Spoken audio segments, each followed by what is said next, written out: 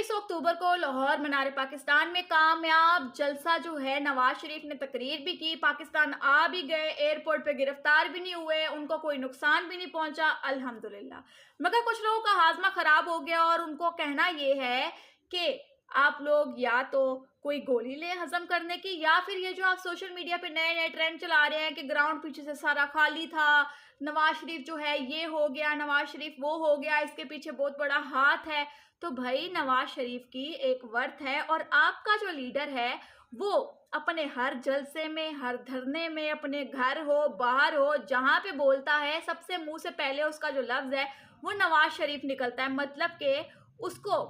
नवाज शरीफ का ही खौफ था। तो यहाँ पर आखिरी बात मैं ये करूंगी कि जो लोग कहते हैं कि ग्राउंड खाली था, कोई आया नहीं, कोई गया नहीं, भाड़े के लेकर आए हैं, तो तुम लोग भी ले आओ ना, तुम लोग भी ले आओ, जाओ तुम लोग भी ले आओ, ठीक है, इतनी बड़ी इन्वेस्टमेंट करो, जाओ करो। और दूसरी बात